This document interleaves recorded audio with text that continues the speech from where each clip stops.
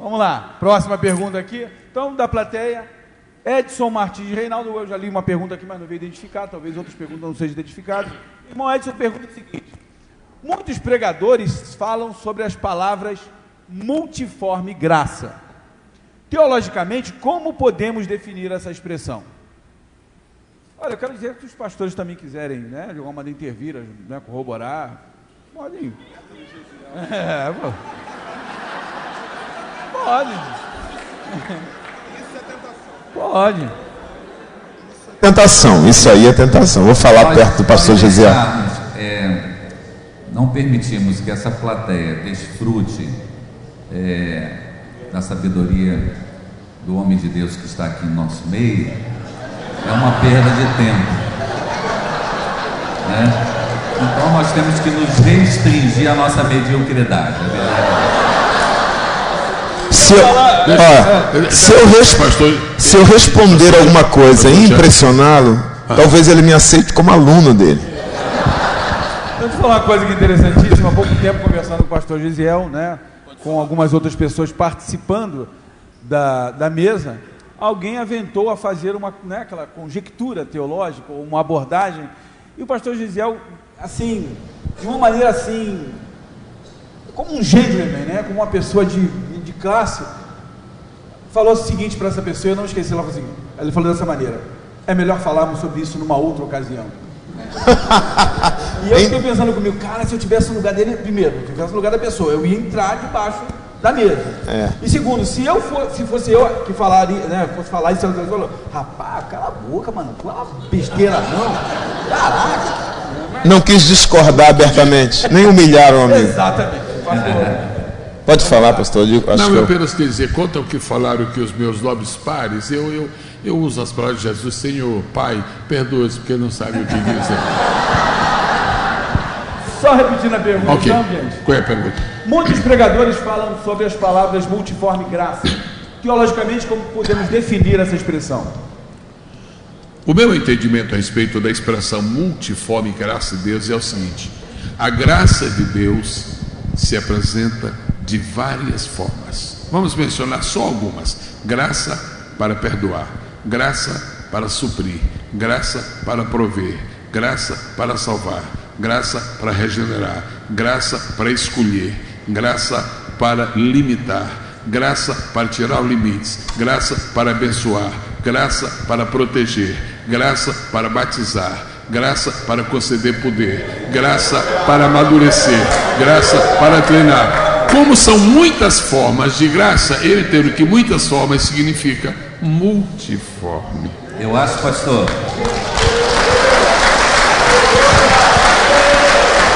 está explicado porque eu não vou falar? Pastor, o senhor falou sobre a multiforme graça. Eu acredito que essa multiforme graça, ela começou a tomar forma a partir da ação de Deus em relação ao homem pecador. Quando lá no Éden o homem pecou, ali a graça começou a tomar forma.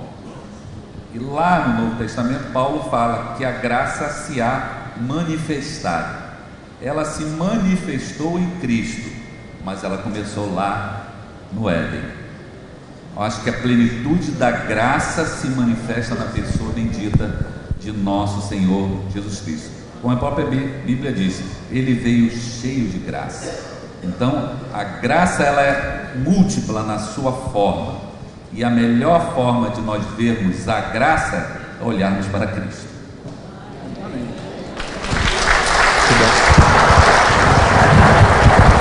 Bom, eu vou até inverter, eu tinha colocado aqui perguntas mais ou menos numa ordem, então eu vou fazer uma pergunta que, como o pastor Fernando referiu ao jardim do Éden, né? No Éden, a graça que começa lá. Marcelo Alvim faz a seguinte pergunta: por que nasceu no coração de Adão e Eva o desejo de transgredir uma ordem direta de Deus?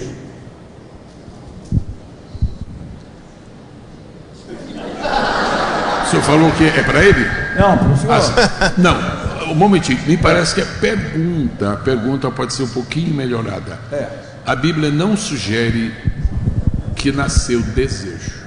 A diferença entre a tentação, entre o pecado de Adão e Eva e o pecado de Lúcifer é que Adão e Eva não desejaram pecar, foram tentados e não resistiram, ao contrário de Lúcifer, que desejou ser semelhante ao Altíssimo. Então, na verdade, a pergunta está um pouco sacrificada. Adão e Eva não desejaram transgredir. A rigor, não se deseja transgredir, mas se transgride facilmente. Então, eu penso que a pergunta ficou sacrificada por essa palavra desejar. Reverendo, na verdade eu fiz a pergunta literalmente como ela foi colocada, porque eu gostaria, né, na verdade, de traduzir isso aqui. A ideia é que os Adão e Eva tiveram um agente externo de tentação, então foram induzidos ao pecado. Isso eu coloco de maneira brilhante. A tentação origina-se, né, o pecado origina-se no coração de Satanás, de Lúcifer, é diferente. Lúcifer não tem agente externo de tentação, é ele mesmo. E esta é a razão exatamente porque qualquer pecador tem direito a perdão de Deus, porque ele não produziu a tentação, ele não produziu, ao contrário de Satanás, que veio de dentro dele. Isso que o irmão está chamando, teologicamente extremamente correto, de agente externo. Nós somos tentados porque alguém nos tenta, mas Satanás não foi tentado por ninguém. Ele próprio produziu dentro de si a tentação. E não precisa criar uma pergunta secundária, desdobramento desta, por que Satanás caiu, e perguntar se Deus não sabia. Vamos imaginar que alguém fizesse essa pergunta, porque muitas pessoas gostariam de fazer e não fazem, não querem, passar o vexame de serem humilhados na receptividade dessa pergunta. Mas escuta só, se Deus houvesse criado anjos, seres de qualquer natureza, se Deus houvesse criado seres que nunca pudessem pecar, ele estaria criando deuses, e um Deus não se cria. Então, a partir do momento que Deus decidiu criar seres viventes, ele assumiu o risco, ele assumiu a responsabilidade de criar seres santos, puros, porém pecáveis, porque o atributo da impecabilidade é exclusivamente pertencente a Deus. Só que tem uma coisa, irmãos, deixe-me dizer isso de maneira bastante simples: Satanás é problema para nós, Satanás nunca foi problema para Deus. É problema para nós, porque nós somos seres humanos, para Deus não. E a coisa é tão séria que aquilo que se chama glória, Deus tirou de Satanás, mas a sabedoria Deus não retirou de Satanás.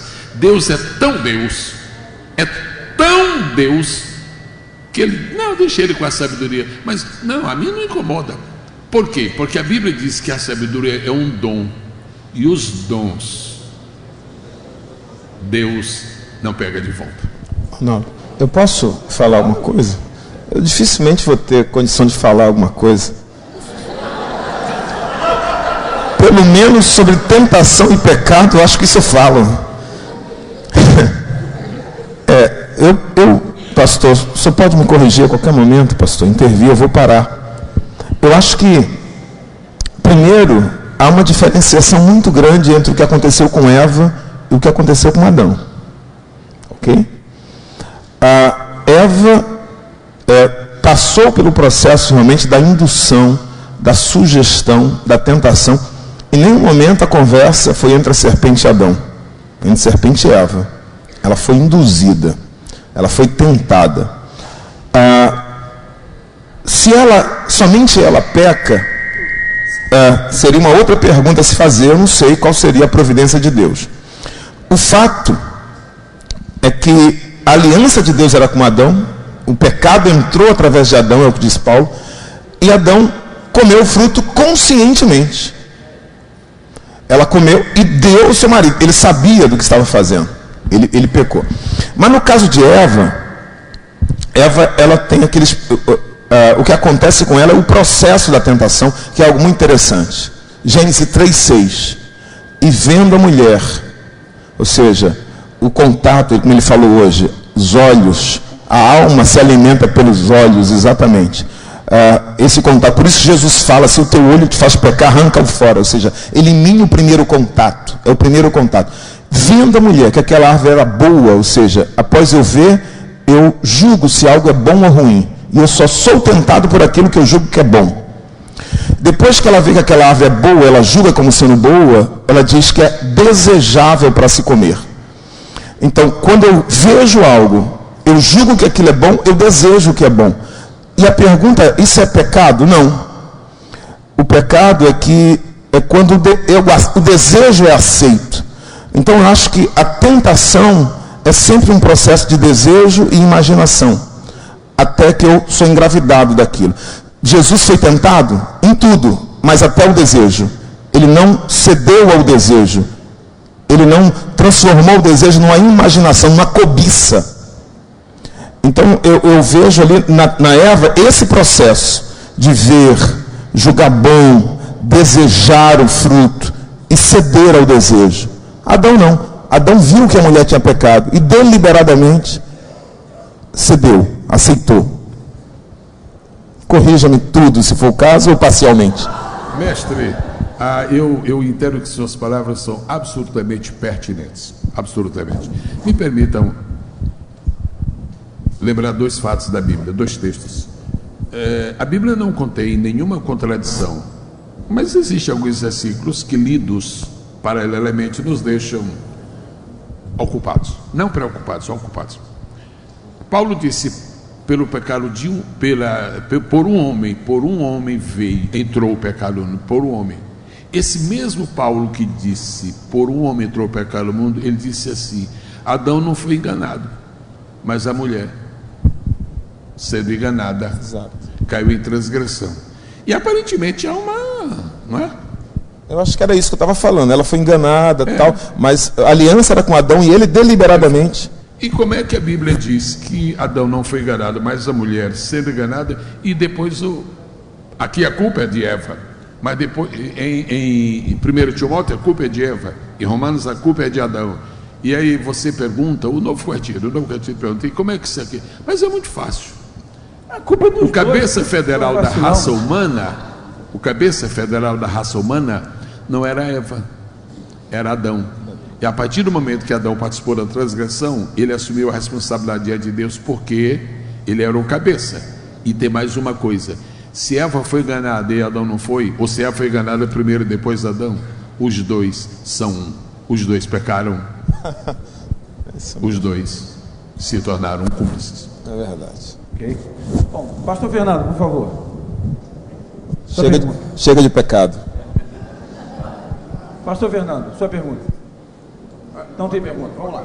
Vou fazer uma pergunta então de uma pessoa que é linda.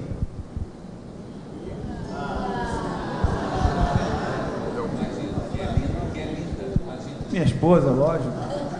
Se você não conhece minha esposa, você olha que tem um ponto azul perto da minha esposa ali, né? Eu não perco, é a minha linda, minha filha que está de cabelo azul ali, que eu não perco em lugar nenhum. Apocalipse 3:21 está escrito.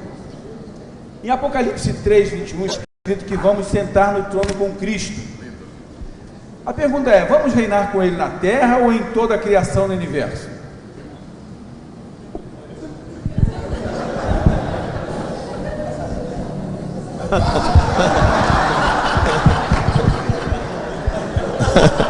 Olha, quer trocar de lugar?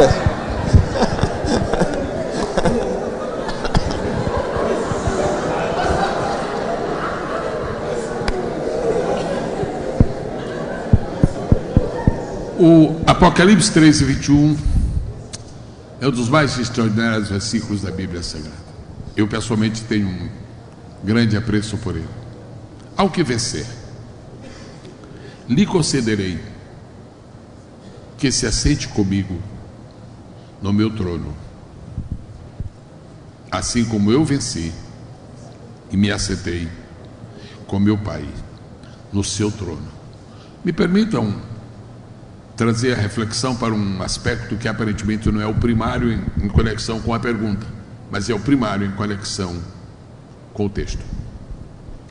Toda vez que alguma pessoa, qualquer um de nós, desejar entender alguma coisa do mundo espiritual e mais especificamente entender alguma coisa do mundo celestial, por primeiro, elimine 3 conceitos da sua mente. Nenhuma pessoa entenderá o mundo celestial antes de eliminar 3 conceitos de sua mente. Primeiro, o conceito de distância. Segundo, o conceito de espaço. Terceiro, o conceito de tempo. A dificuldade que nós temos para entender as coisas espirituais e principalmente as celestiais é porque nós queremos entender o céu à luz de nossos conceitos de distância, de espaço e de tempo. Jesus subiu ao céu. Ele subiu faz tão pouco tempo que os discípulos estão olhando assim, imagina, dramatizando. Tiago, e nós estamos vendo lá, está vendo? Olha, está vendo? Está vendo ali, está sumindo, tá? Nisso chegam 2 anjos e dizem: o que vocês estão olhando para cima? Não, o que é isso? Olha aí. Não, ó. Esse Jesus que dentre vós foi elevado ao céu, foi recebido lá. Não, já a festa já aconteceu. Mas que hora? No momento que ele rompeu essa diferença entre o natural e o espiritual, a noção de tempo e de distância se acabou. Você não pode pensar no céu nessa dimensão. Número 2. Nessa cadeira que o senhor está, que é confortável, que é ampla, só cabe o senhor. Nem mesmo sua excelentíssima esposa querendo sentar, e a não ser que sente no seu colo, nessa cadeira não senta, porque só cabe um nesta aqui. E se trouxerem uma grande, aí não é cadeira, aí já é sofá, poltrona. Você não pode pensar no céu assim. No céu hoje, exatamente agora, existe um trono vazio. O trono do Pai está ocupado. O do Filho está vazio lá. Por que está vazio? Porque o Filho está sentado com o Pai no trono dele. Se você pensar em espaço, você vai dizer: ou esse trono é muito grande, ou Jesus encolheu. É que não existe noção de espaço no céu. O Pai e o Filho está escrito. Eu estou tentando explicar este versículo que foi mencionado. Assim como eu me assentei com meu Pai no seu trono. Então, o Pai e o Filho estão sentados em um trono hoje, e o outro trono está vazio. Aquele trono é a igreja subir. Quando a igreja subir, quantos crentes serão vitoriosos ao final de tudo? 1 milhão? Não, isso é ridículo. 1 bilhão? É razoável.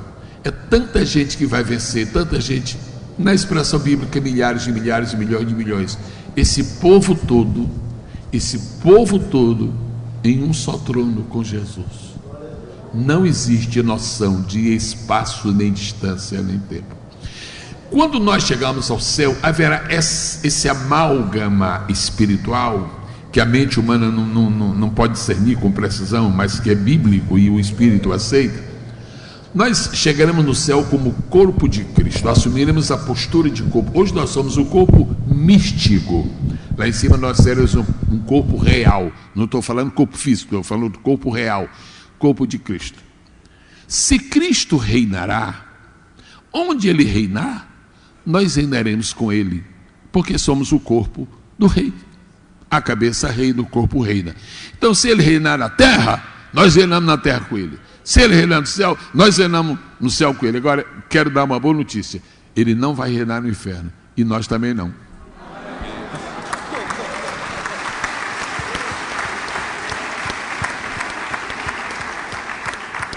Pastor Gesiel, de alguma maneira, o senhor ontem já falou isso aqui na sua mensagem. Mas como acho que é um tema que é interessante, eu vou repetir aqui. O irmão perguntou aqui, eu já sei qual será a sua resposta, talvez seja a resposta aqui também da maioria dos pastores que estão aqui, mas vou fazer a pergunta de qualquer maneira. Bom, existe mal de um pentecostal ir para o seminário de uma igreja tradicional? Pergunta, a palavra não é a mesma? A Bíblia? Eu diria que o mal não existe, mas existe o perigo. Sim. Esse é de alguém que está já comprometido e quer ver se aliviamos a situação. Não existe o mal, existe um perigo. Dentro da casa de Deus não existem perigos? Existem. Então não é porque seja um seminário bíblico que significa que não existe perigo. Onde é que se manifesta? As falsas religiões se manifestam no mundo, mas os falsos mestres se manifestam dentro da igreja. E como nós somos pentecostais, um seminário bíblico que não é de orientação pentecostal, é uma questão muito séria, é bíblico, mas não é de orientação pentecostal. Os nossos irmãos batistas merecem todo o nosso apreço, toda a nossa consideração, mas eles possuem uma teologia contrária à nossa. A noção que eles têm de batismo com o Espírito Santo é uma noção muito diferente da nossa. Os presbiterianos, então, muito mais. Eles ensinam, eles creem, eles admitem, eles pregam, eles proclamam, eles defendem que o batismo com o Espírito Santo é simultâneo à obra de salvação.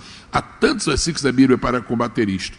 Então, se você não deseja sofrer traumas de consciência e desequilíbrios no bojo de sua fé pentecostal, no momento que você decidir para um seminário de orientação não pentecostal, não estou dizendo que você vai cometer o mal, mas você vai assumir um risco.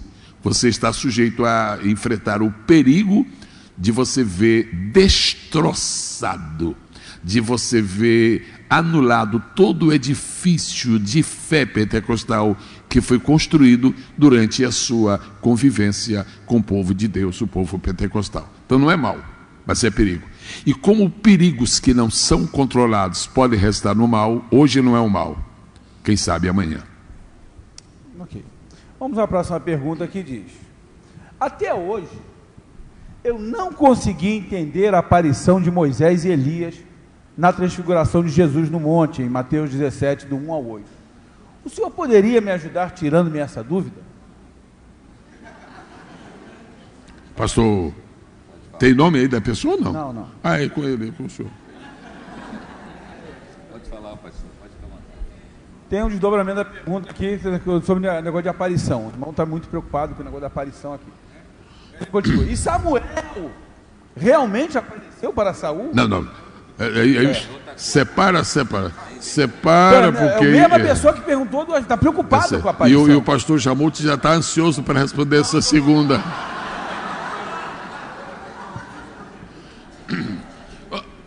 Na verdade, não é uma pergunta que está sendo feita. É uma declaração. É uma declaração de uma pessoa honesta. Estou acreditando na honestidade, na sinceridade. Está entre nós, é um servo de Deus, talvez um professor de escola dominical, um obreiro, alguém que não entendeu ainda. Eu vou lhe consolar com a seguinte informação: esta eu entendo, mas tem outras coisas, irmão, que eu também não entendo.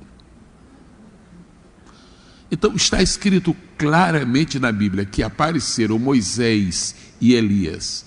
Se o irmão não entendeu, ninguém vai explicar para o irmão o que está escrito e o irmão não entende. É uma questão de tempo. Daqui a pouco o irmão vai entender. Mas mesmo que o irmão não entenda, eu vou só lhe sugerir, o irmão ou a irmã, creia.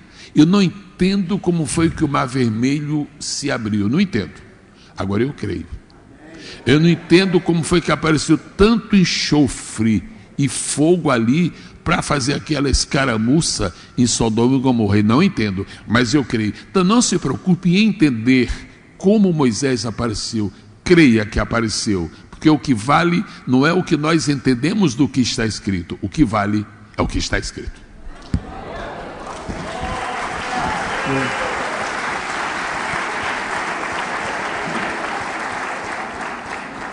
Bom, a outra pergunta tem um desdobramento que eu acho que é importante, né?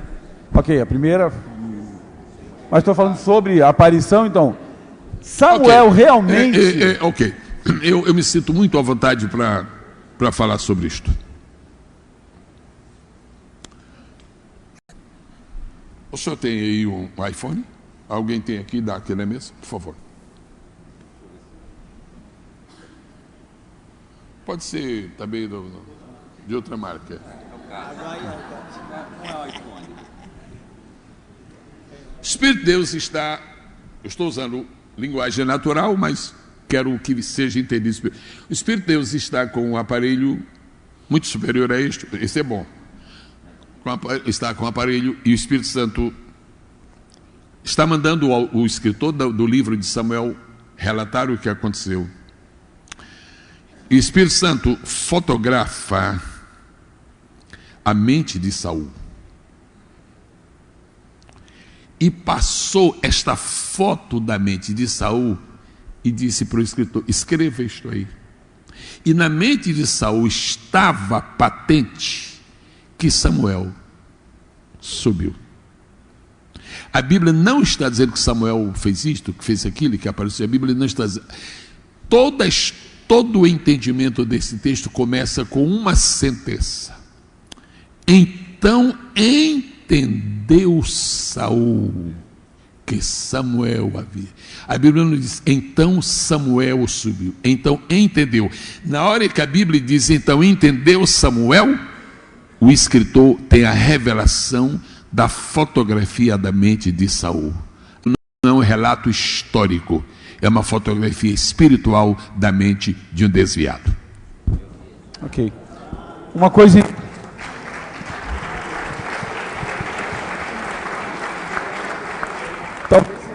É importante complementar, se é que a gente pode fazer isso, que na verdade as predições desse pseudo Samuel não se cumpriram, enquanto a palavra de Deus diz que todas as palavras de Samuel o Senhor não deixou cair por terra.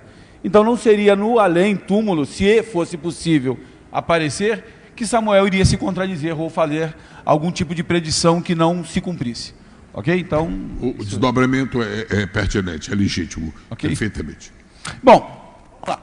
Essa pergunta de vez em quando, ela é recorrente, né? E eu acho muito, eu tenho uma resposta legal para essa pergunta, mas responda. Quais serão as duas pessoas, né, as duas testemunhas? Flecha, meu irmão. Né? Lá no Apocalipse. As testemunhas que aparecerão no Apocalipse. Há pouco tempo eu respondi isso num evento de adolescentes, né, quando fizeram essa pergunta. E será Moisés e Elias? Né? Eu tenho a minha primeira resposta, mas pastor Gesiel, por favor. As pessoas querem sua resposta, não a minha, né? Primeiro, não pode ser Moisés.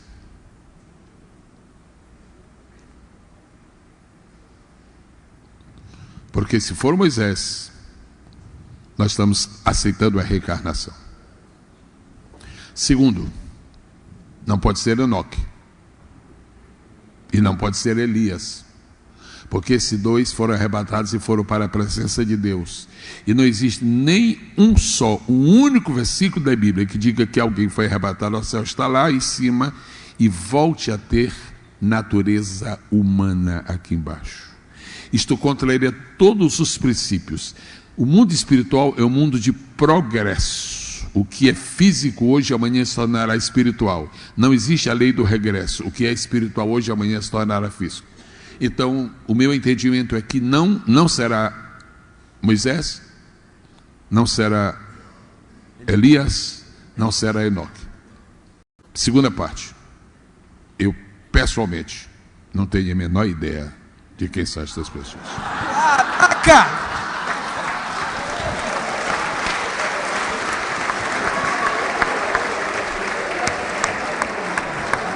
Pastor Gesiel, quero dizer para o senhor que absolutamente falei exatamente isso. E aí complementei. Se você tiver com muita dúvida mesmo, fica aí e pergunta. Se é que a pessoa, né, fica na grande tribulação e pergunta. Vamos lá, querido. O conhecimento das coisas espirituais vem a nós através de 3 canais. A revelação, vocês podem repetir? A pesquisa, a especulação.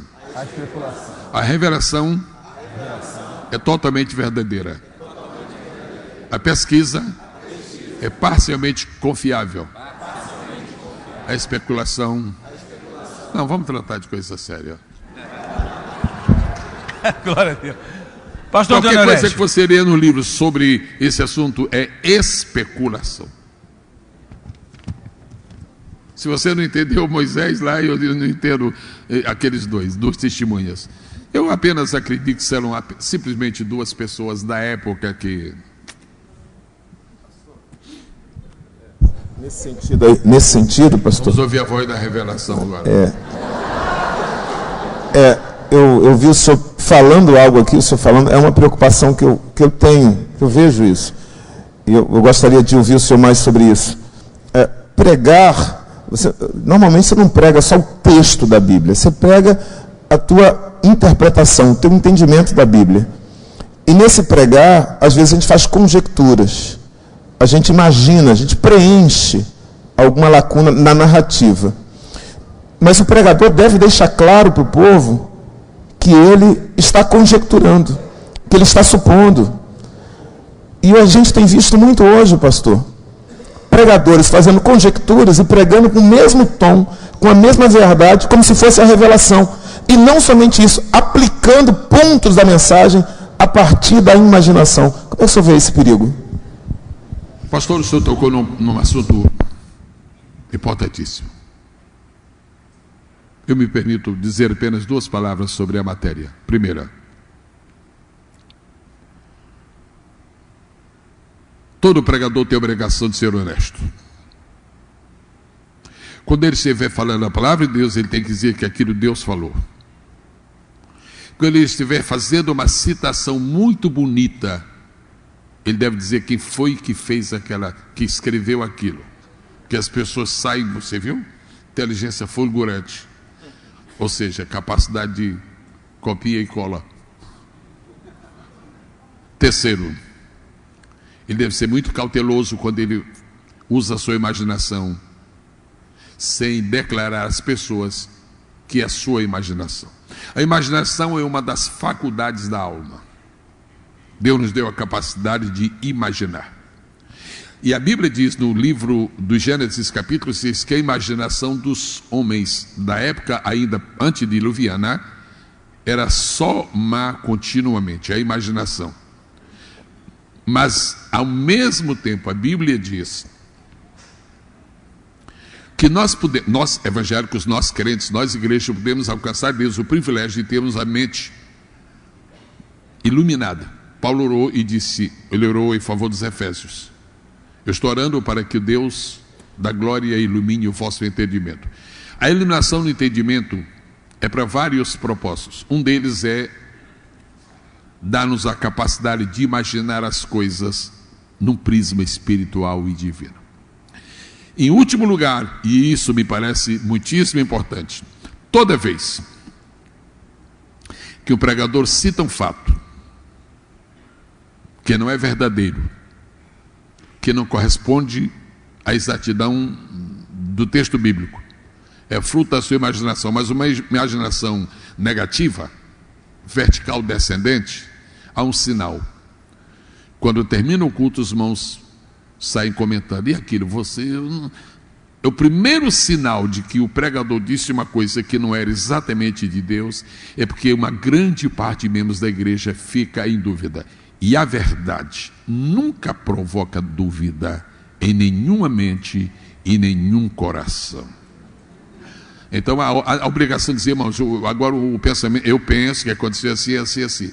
Mas é um desfile de imaginações. Tem pregadores que praticamente nem leem, eles saem contando. Outro dia eu tive desprazer de ouvir uma história sobre. Deixa eu me lembrar aqui de que foi sobre Ezequiel. Ezequiel, foi um cidadão pregando sobre Ezequiel.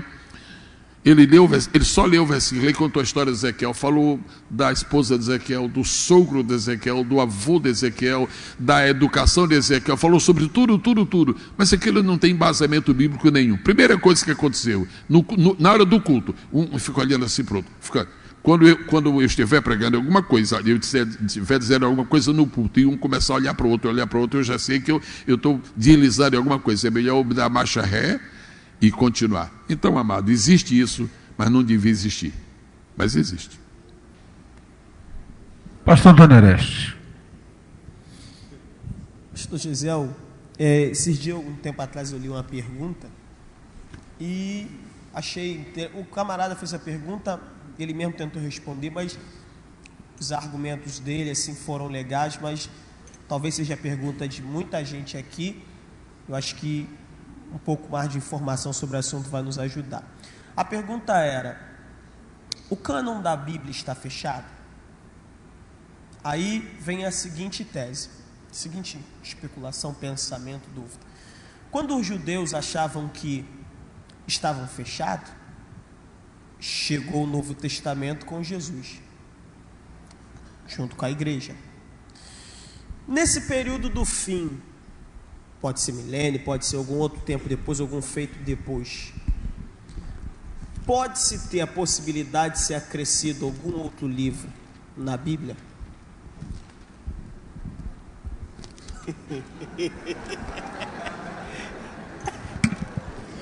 Lamentações de Orestes. Eu vou dar a palavra aqui ao Espírito Santo para responder. Qualquer que acrescentar alguma palavra, suas maldições lhe serão acrescentadas. A revelação da palavra está definitivamente completa, para sempre completa.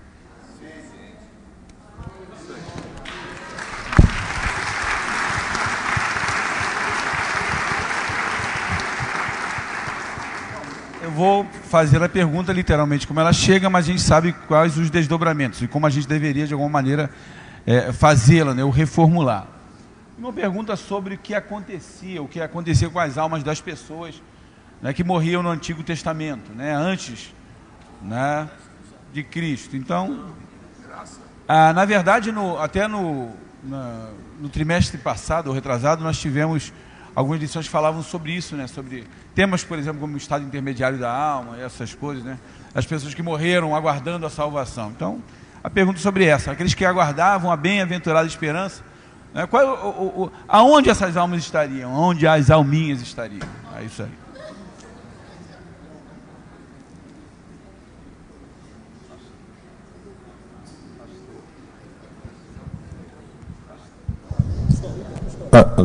Pastor, mergulhar aqui é com o senhor. É difícil mergulhar com água pelos artelhos. Por favor. O senhor tem a palavra, com certeza. Pode falar. Por favor, pastor, por favor.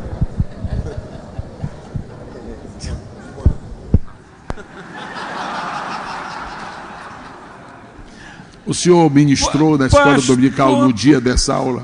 Pastor, eu tenho uma coisa interessante. Ontem o senhor conversava e falava sobre um tema interessantíssimo, que era o seio de Abraão. Foi. Então vamos nesse desdobramento que eu acho que é fantástico. Foi outra linha. Outra linha, exatamente. Outra linha de pensamento. Tem a ver.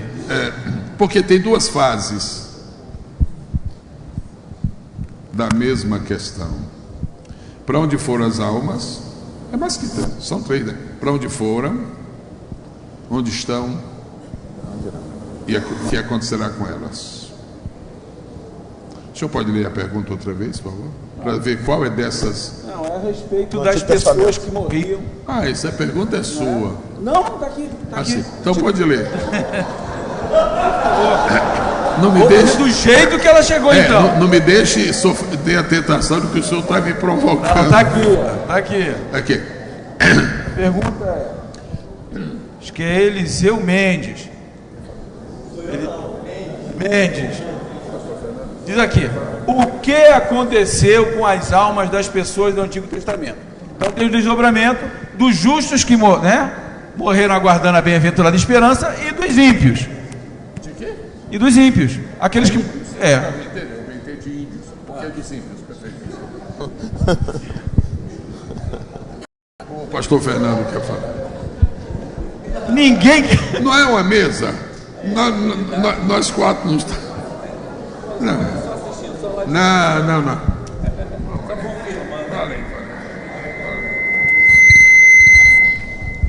Meus amados, tem coisas que são vistas na Bíblia com bastante clareza, como o pastor Gesiel nos informa, e tem outras que Deus de propósito nos oculta.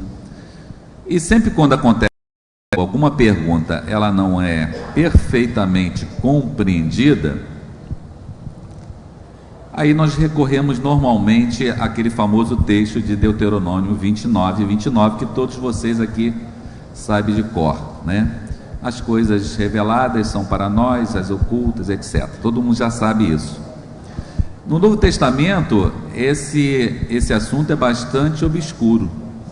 até o momento em que Jesus ele se apresenta e dá um lampejo daquilo que acontece quando as pessoas morrem, né?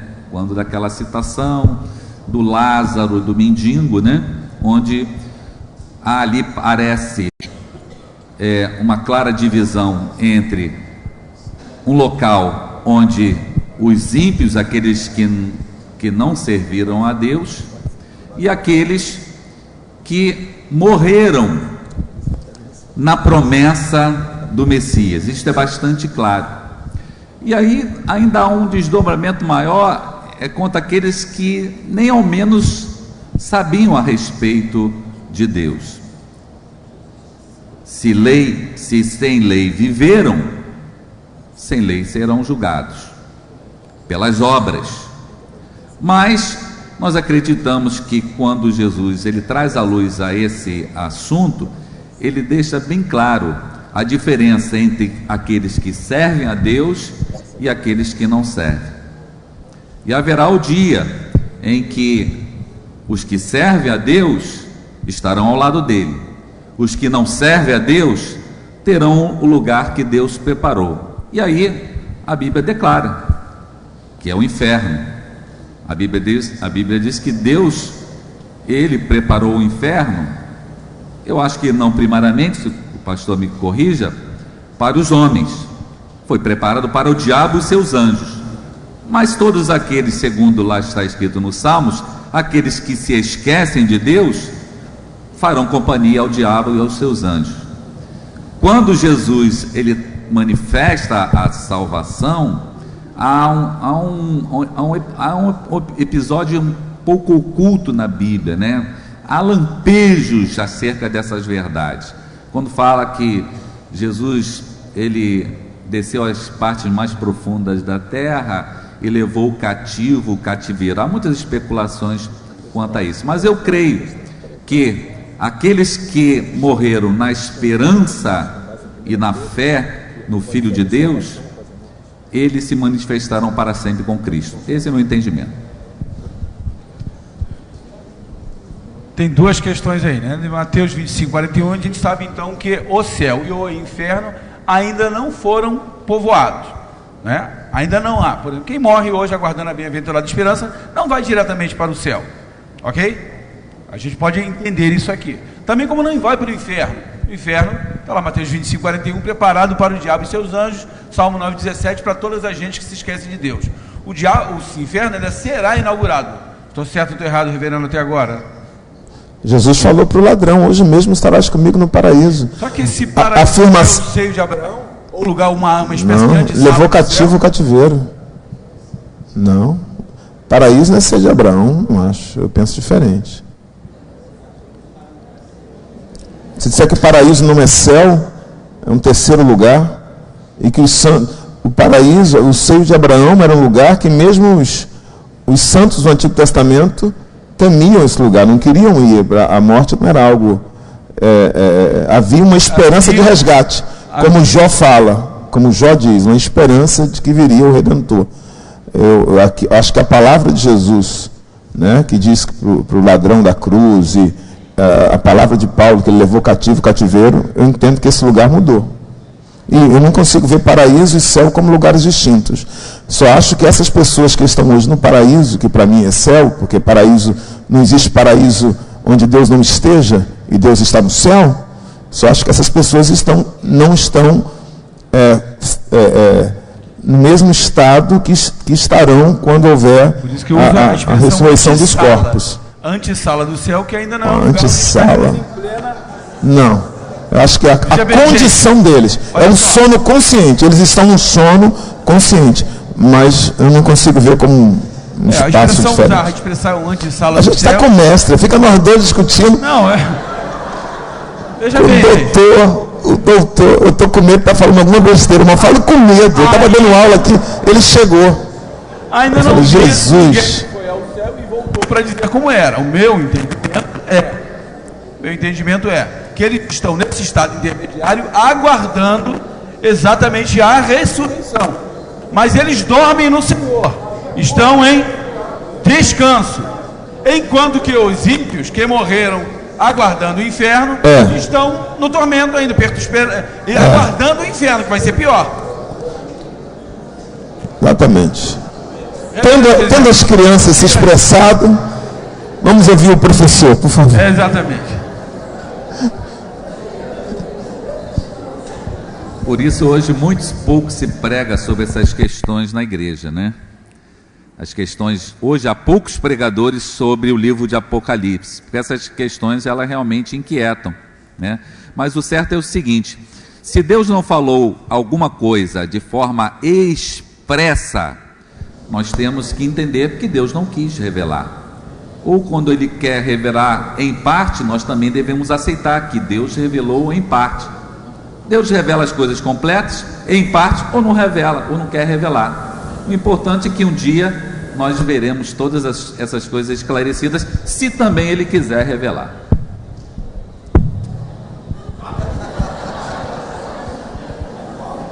Sua vez, pastor.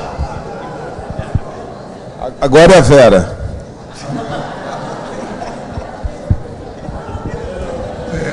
Eu gostaria de usar de profunda consideração para com a pessoa que fez esta pergunta. Em primeiro lugar, gostaria que não levasse a mal nenhum posicionamento nosso. Nós temos um profundo respeito. Foi proposto a este momento que eu considero relevante, altamente importante. Então, há uma consideração muito grande para com as pessoas que enviam perguntas. Agora, em segundo lugar, as perguntas são importantes hoje na medida em que elas são importantes para o maior número de pessoas. Eu não sei se a maioria dos presentes aqui estaria realmente interessada na discussão dessa questão. Não sei. Então quem está fazendo é o intérprete do sentimento. Tá bom, perfeito, muito bem. Me permitam estabelecer um conceito aqui, aparentemente paralelo até que eu chegue ao cerne da questão. Uma das palavras mais importantes da Bíblia é a palavra mistério. Mistério. Ela é uma palavra que aparece com frequência no Novo Testamento e era particularmente favorita dos escritos de Paulo. Eis aqui vos digo o mistério. Não vale a pena ficar aqui tratando de grego ou de hebraico ou de aramaico, porque nós falamos mesmo em português. Agora, a palavra mistério tem 3 sentidos na Bíblia Sagrada. Primeiro, mistério é alguma coisa que só Deus conhece. Se muita gente conhecer, já não é mais mistério, é algo privativo de Deus. Número 2, mistério é algo que, sendo do conhecimento exclusivo, privativo de Deus, Ele revela a alguém, mas esse alguém tem que ser do meio do povo dele. Deus nunca revela um mistério a alguém que não pertence ao seu povo. Número 3, o mistério que só Deus conhece, mas que Ele pode, a seu bel prazer, repartir com alguém que é do seu povo. Deus só compartilha um mistério, tornando-o revelado no tempo certo. Por isso que muitos segredos do Antigo Testamento, que estão no Antigo Testamento, eles não entenderam absolutamente nada, porque sendo um mistério não havia chegado o tempo. Por exemplo, o homem que é dito na Bíblia como o mais sábio, que foi Salomão, ele morreu sem saber nada sobre igreja, analfabetismo teológico em matéria de igreja. Ele escreveu em Cantares 6:10, aquela palavra bonita, por sinal poética, mas monumental. Cantares 6:10, que esta que aparece como alvo do dia, famosa como a lua, brilhante como o sol, formidável que exército com bandeiras, isso é igreja. Mas ele mesmo perguntou e não teve resposta, porque não era o tempo.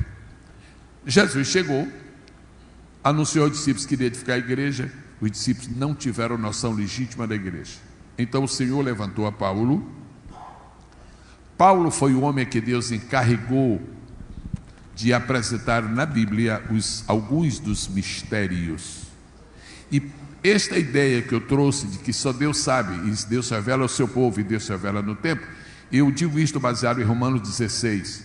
Sobre a igreja, Paulo diz assim: mas agora, para significar que tem um tempo certo, agora, a mim, e ele era um apóstolo, me foi revelado este mistério.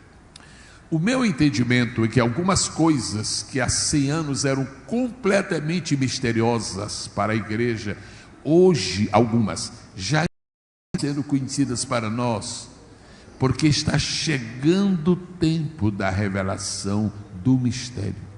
Mas nós não estamos sabendo ainda tudo quanto gostaríamos de saber, mas eu creio que antes da volta de Jesus ainda haverá mais mistérios a serem revelados. Paulo fala no mistério da piedade, Paulo fala no mistério do arrebatamento, Paulo fala no mistério que é a igreja, e Paulo fala no maior mistério que é o próprio Jesus. Paulo diz que Jesus é o mistério de Deus, a plenitude dele realmente é imperceptível à nossa mente. Então pode ser que este assunto ainda não esteja totalmente claro para nós, pode ser. Se nós abrirmos 5 livros diferentes, de correntes teológicas diferentes, um diz uma coisa, outro diz outra. Aqui nós somos 5 aqui na frente. Eu estou entendendo que de nós 5 aqui há pelo menos 2 ou 3 opiniões divergentes. Eu sugiro aos irmãos que nós tenhamos paciência agora e não tentemos estabelecer uma palavra final sobre este assunto, porque parece que Deus ainda não deu a palavra final sobre isto. Parece que o tempo de conhecer esse mistério ainda não chegou. Se chegar nos próximos tempos, eu ainda vou ter o privilégio de saber aqui na terra, se não, só lá em cima mesmo. Mas a verdade é que eu não considero esta uma matéria que esteja definida. Por quê? Toda vez que nós falamos sobre o assunto difícil da Bíblia, difícil, complexo, e que Deus dá uma revelação, um esclarecimento, quando alguém termina de dar esclarecimento, a igreja diz, amém, amém, todo mundo aceita, porque foi o Espírito revelador. Mas quando nós dividimos o auditório, aquela parte acha que existe antessala do céu, aquela parte acha que não existe. Esta parte acha que o inferno é o fim de tudo, e a outra parte acha que não é, porque na verdade o inferno não é o fim de tudo, porque o inferno vai ser lançado no lago de fogo. Então o fim de tudo não é o inferno, é o lago de fogo. E aqueles que acham que Hades é Hades e Sheol é Sheol, então, a mim me parece, e eu quero ser muito honesto com isso, a revelação completa, irmãos, deixe-me ser bastante honesto para dizer que no meu entendimento a revelação completa sobre isto ainda não chegou, mas poderá chegar a qualquer momento. Como é que nós vamos saber o dia que essa revelação chegou? É porque quando alguém der uma explicação sobre isso, todo mundo diz amém, aleluia, porque quando o Espírito fala à igreja, a igreja aceita na sua plenitude. Eu sugiro que nós passemos a uma próxima pergunta. Estão de acordo?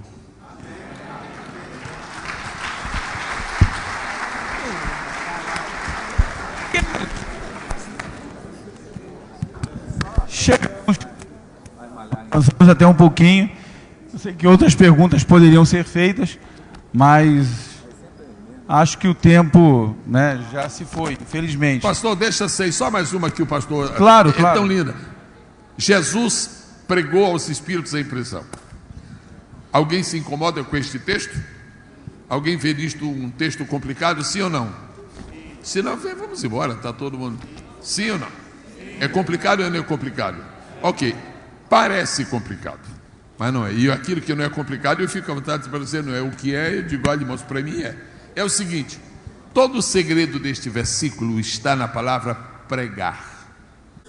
Jesus pregou aos espíritos em prisão. Nossa mente pentecostal foi disciplinada através da escola dominical, dos cultos de ensino, da leitura da Bíblia, etc, etc. Mas é a nossa mente pentecostal.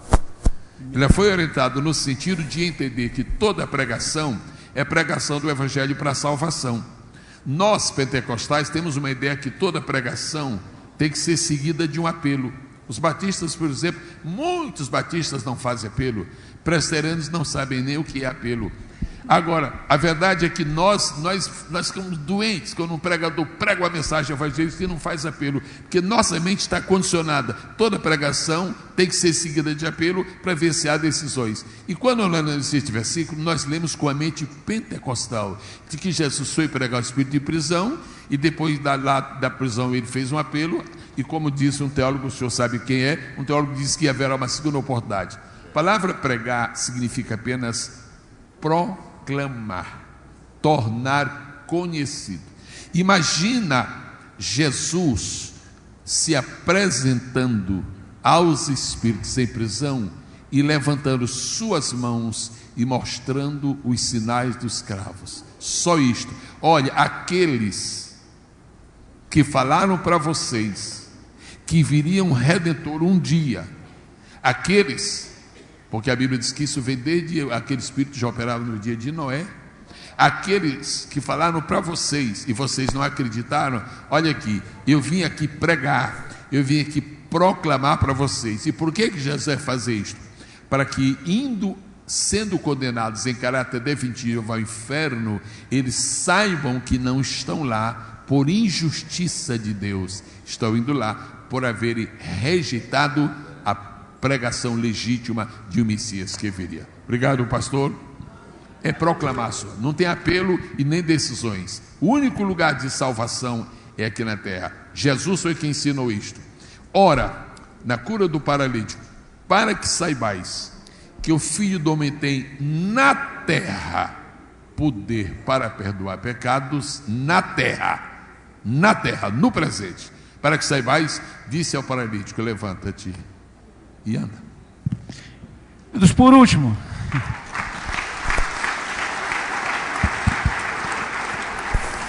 eu gostaria de terminar com uma citação. Eu falei com o pastor Gesiel ontem, que eu li há muito tempo no livro do Meyer Pilman, e que de alguma maneira esclarece alguns pontos de vista divergentes, que podem haver, né? Não há problema algum nisso. Até porque alguns eventos ainda estão reservados para o futuro e não temos certamente exatamente a ideia de como ocorrerão. Da nossa parte, às vezes, uma interpretação. Mas eu falei com o pastor Gisele uma citação que eu li há muitos anos, talvez há uns 30 anos, no livro do Meyer Pilman, que dizia o seguinte: eu acho que essa é absoluta, quando a gente chega num determinado ponto em que não temos algo que possamos chamar de um axioma. Isso aqui desse jeito aqui não tem jeito. Exemplo, Jesus é o Salvador, acabou. Isso não tem jeito. Quando não há esse tipo de situação, você pode pensar o seguinte: amigos, eu não sei por que uma vaca preta come capim verde e dá leite branco. Se eu não sei explicar isso, tem determinadas coisas que é melhor Senhor, quando eu chegar aí eu te pergunto, se tiver curiosidade, que eu acho que não vou ter. Acho que o grande lance é o seguinte: quando eu chegar lá, eu falei, ainda bem, cara. Ainda bem que eu estou no céu, cara. Ainda bem que eu estou no céu. Nós vamos falar. Isso é o mais importante. Quem vai para o céu? Amém, gente. Quem vai para o céu, levanta a mão, dá glória a Deus.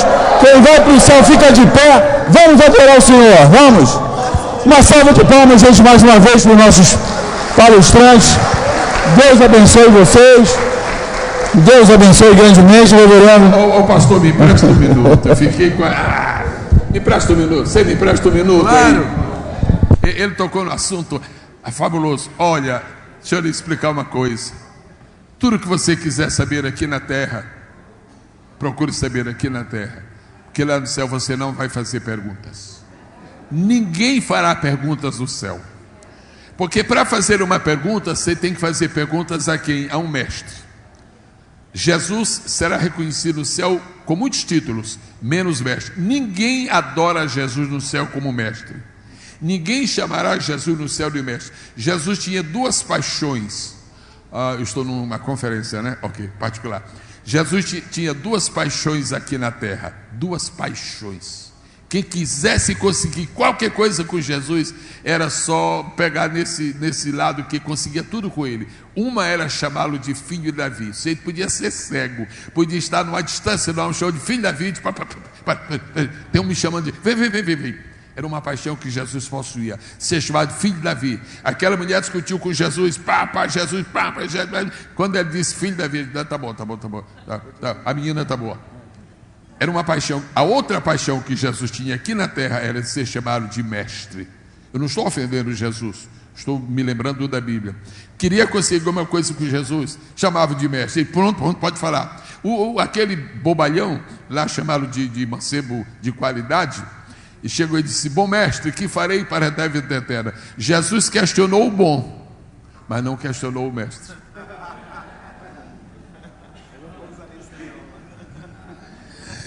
E finalmente, deixa eu ilustrar, agora eu vou usar a minha imaginação. Jesus, sentado ali, e diz: vós me chamais mestre, e fazeis bem, porque eu sou. Se é Jesus que fala. Duas paixões. Agora, você quer me fazer uma pergunta, não é, pastor? Você quer me fazer uma pergunta, por que Jesus tinha essas duas paixões? Alguém faz? Alguém faz essa pergunta para eu poder dizer por que era? Hein? Posso falar? Eu vou falar porque o irmão está querendo. É porque ele tinha essas duas paixões, porque ele só tinha 3 anos para ser chamado de filho de Davi. Jesus nunca será chamado de filho de Davi no céu, porque Davi será um conosco. Segundo, Jesus nunca será chamado de mestre no céu, porque só existe mestre onde existe ignorância. No céu não existe ignorância.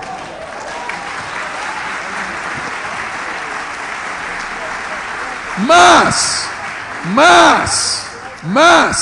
e se eu não conseguir saber uma coisa que, né, eu vou dar um susto, tem muita gente aqui agora. Essa história de pensar que é uma lasanha boa que tem nas boas do cordeiro, isso é quase, não é apostasia não, mas anda perto.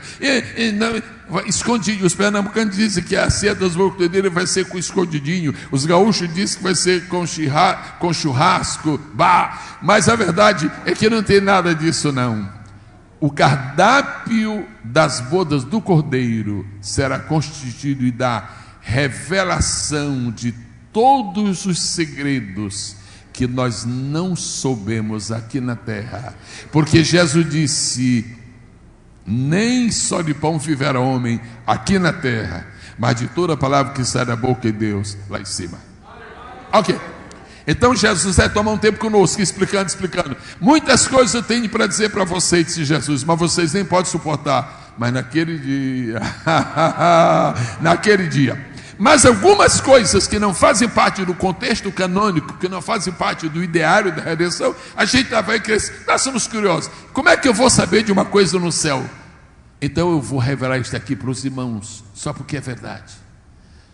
Quando nós estivermos lá em cima e um dia ele der vontade de saber uma coisa que Jesus não contou, porque não fazia parte daquele escopo da redenção, você quer saber, não vai perguntar a ninguém. Você faz o seguinte: dá um voo e chega em frente ao trono e olha para ele. Quando você olhar para o rosto glorioso de Jesus, seu olhar é a pergunta. Quando ele olhar com glória para você, o olhar dele é a resposta. Aí você me diz: pastor Gesiel, eu aceito, eu creio. Agora, se me der um texto da Bíblia, aí eu vou lhe falar uma história dessa sem base bíblica. Estamos no Monte da Transfiguração, Pedro, Tiago e João, e demorou um pouquinho, os 3 dormiram. Tem um evangelista que diz que os 3 dormiram. Aqueles 3 discípulos eram muito bons de sono, irmãos, muito bons de sono. E dormiram, e quando eles de repente acordaram, foi uma coisa pavorosa, porque imagina, o Pedro disse: Tiago, dá uma olhadinha, aí tem um penetra aí, chegou alguém que eu não conheço, nunca vi, não sei quem é. João, tem um aí perto de ti, vê se tu identificas,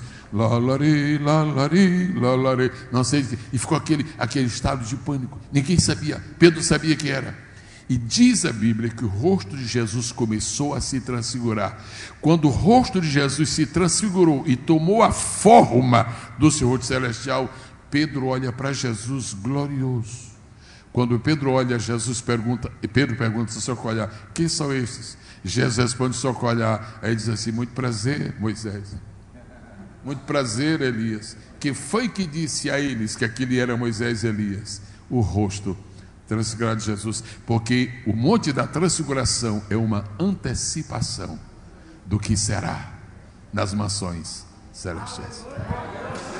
Mergulhando nas escrituras.org.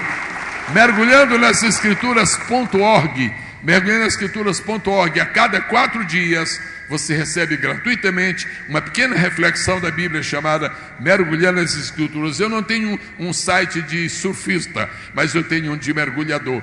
Mergulhando nas escrituras.org. Gente, foi um privilégio muito grande ter estado aqui. O pastor Silas Malafaia me deu ontem. Foi ontem ou hoje? Ontem. Me deu ontem a palavra, ele concordou comigo. E no mês de maio de 2018, em nome de Jesus, neste santuário, no mês de maio, terceira semana, nós realizaremos aqui, em nome de Jesus, uma escola de pregadores. Seminário Nacional para Pregadores do Evangelho, Senapev, maio de 2018. Deus abençoe a todos em nome de Jesus.